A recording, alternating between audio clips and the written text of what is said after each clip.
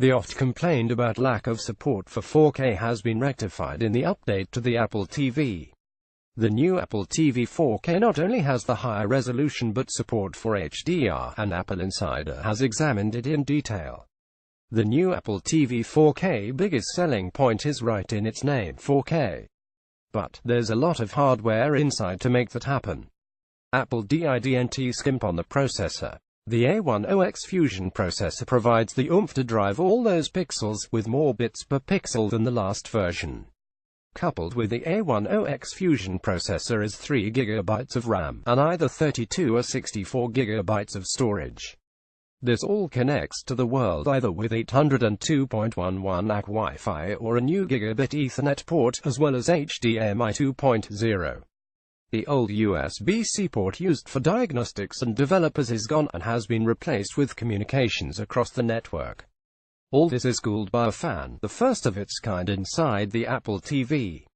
In our testing, streaming several consecutive hours of 4K HDR video, we couldn't even hear the fan farther than about 18 inches away from the device, and even then, to be certain that the fan was running, we had to put our head directly on the device. 2 feet is not in the realm of a normal larger screen television watching range, so this is utterly no problem. Even in a smaller environment, like a home office, the fan noise is essentially undetectable. On with the show. Our primary testing locations were in a 18-foot by 16-foot living room with a HDR-compatible 55-inch Vizio P55E1 with a viewing range of about 12 feet, and a Acer CB281HK 4K display with HDMI 2.0 that lacks HDR. We selected a few HDR titles to watch on both displays. Our selections were Spider-Man: Homecoming, The Lego Movie, Alien Covenant, and Brooklyn. All of the titles were streamed to the box from Apple servers, and later to a 4th-generation Apple TV for comparison. The color gamut on the HDR television eclipsed what we've played back before, with nearly no color banding, but you know that already. In both cases, the picture expressed more fine detail than the previous 1080p Apple TV did. The Vizio television performed profoundly better, as you'd expect with the extra color range that HDR10 allows. At the range from the television to the couch, the enhancements provided by the Apple TV 4K still generated a wow from the summoned viewers for the viewing party. These expressions were muted a bit with the Acer display, but at the 24-inch range from the monitor, the fine details expressed by the 4K picture were more evident than at the 12-foot viewing range to the television. So, it's a trade-off. HDR is a fantastic addition to a living room entertainment center's presentation, with the resolution making less impact. The 4K resolution, even without HDR support, clearly made a giant difference at monitor viewing ranges. If a smaller home office is your preferred environment, we recommend you stick with a 4K display for now. An array of 4K displays with HDR are coming soon, but present offerings aren't what you'd call affordable. In many cases you can get a really big 4K HDR television for your living room for less money. Content crisis 2 years ago when Apple shipped the 4th-generation Apple TV with app support. It was immediately decried as substandard since it didn't support 4K.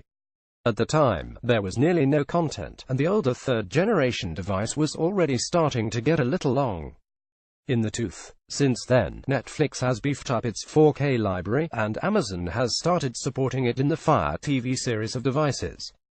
Netflix is already on the Apple TV 4K, and Amazon is coming. Even with the pair of streaming services, available 4K content is still an issue. The iTunes-hosted movies are great, but there aren't a lot of them, and there is still number 4K television programming.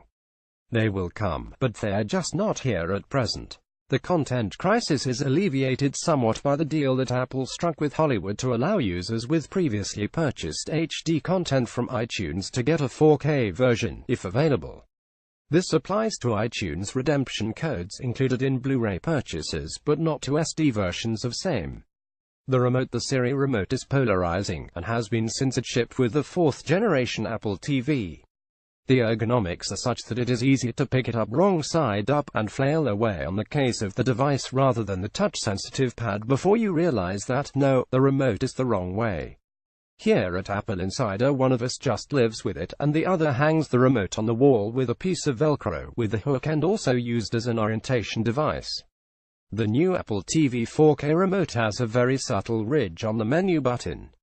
At first we were dismissive of the effect that it would have on hand feel and orientation of the unit, but after a very short adjustment period, it's easy enough to figure it out.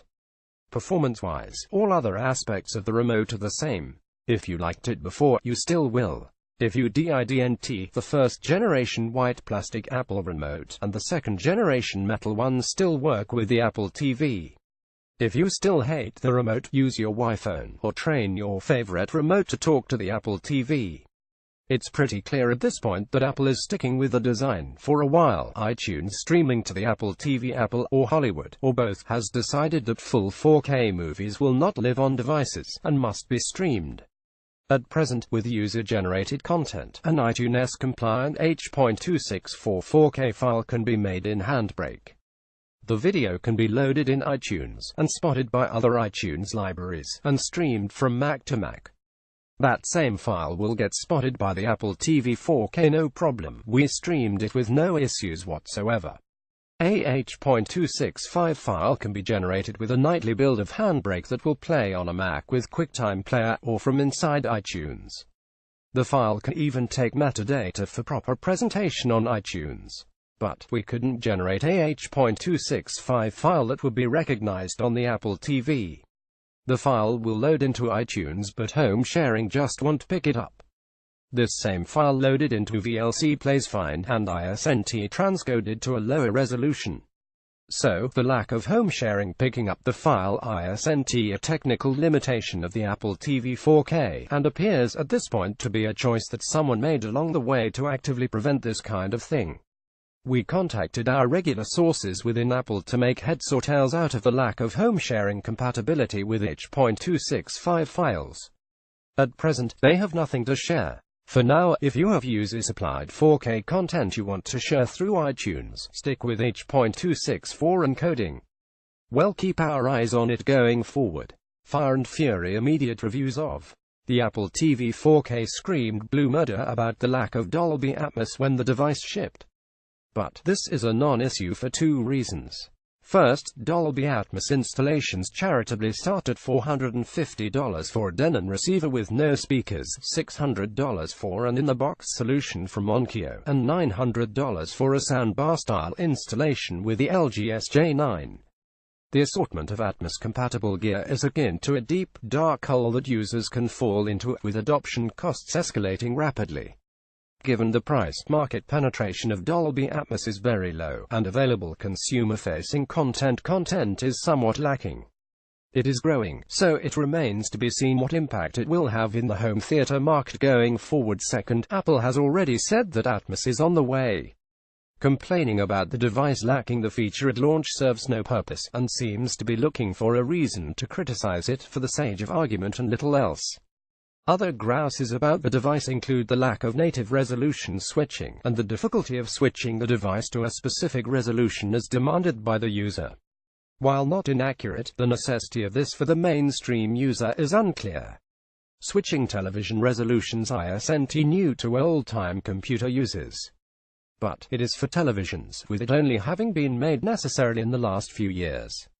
So, Apple's relatively fixed resolution negotiated by the Apple TV 4K is a conscious choice to not do that, and rely on the device's upscaling technology for lower resolution content. This is a user-friendly decision. However, it may not be an Apple Insider reader-friendly decision. It is a choice made for the mass market, but the availability of the resolution menu covers that nicely for the setting tweakers. For the finicky, changing resolution takes 3 button presses and 3 finger flicks on the Siri remote.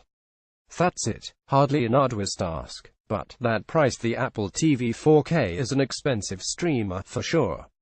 A starting price of $179 is nothing to sneeze at.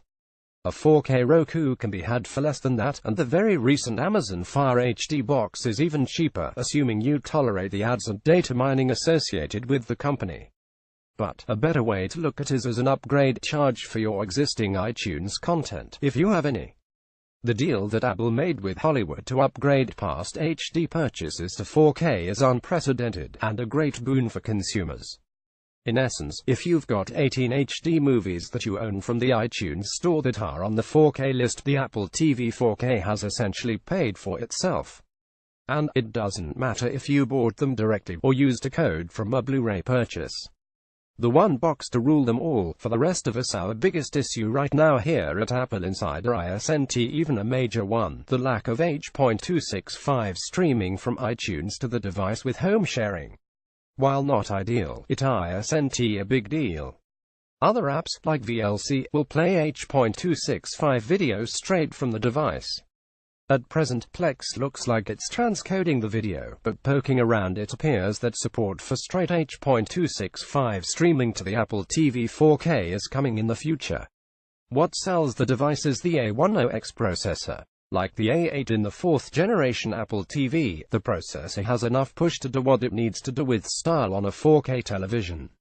And Apple won't have to update the device for a few years because of it. Users screaming about the lack of HDR10, Dolby Vision oddities, and what have you regarding video and audio delivery are a disproportionately loud segment of the user base, tilting at windmills. The point of the Apple TV is an insertion of the Apple ecosystem on a user's television, as integrated as possible into Apple's services. That's what's been promised with the Apple TV 4K, and that's what's been delivered, regardless of techies' complaints about X obscure feature missing from the device that only a minute portion of the audience really cares that deeply about. It is not a failed implementation of a set-top box. It is not compromised by supposed bad choices that Apple has made. It is a device specifically designed by Apple to accommodate as many users as possible, and in that, it has succeeded admirably. Weaknesses of Apple's content delivery will be paved over, the same way that absent features on the iPhone have been dealt with for the last decade, with solutions by developers. If you want a set-it-and-forget-y box for your 4K television, HDR or not, and you have at least one other Apple device, get the new Apple TV 4K. There is little to not like about it. Even if you don't have 4K, you're future-proofed for a few years at least, and the power of the A10X is nice. Score 4.5 out of 5. However, if you either aren't bought into the Apple ecosystem with content devices, or want to use Samsung's HDR10, go elsewhere. But you knew that well before you got this far into the review. Where to buy? Apple authorized resellers BH and Adorama are accepting pre-orders for the new Apple TV 4K with no sales tax on orders shipped outside NY and NJ, saving many shoppers $14 to $16 over buying direct. BH expects to ship the 64GB units on November 6. 32GB Apple TV 4K for $179 at BH, $14 off in tax outside NYNJ. 32GB Apple TV 4K for $179 at Adorama, $14 off in tax outside NYNJ. 64GB Apple TV 4K for $199 at BH, $16 off in tax outside NYNJ. 64GB Apple TV 4K for $199 at Adorama, $16 off in tax outside NY, and JBH and Adorama will not collect sales tax on orders shipped outside NY and NJ.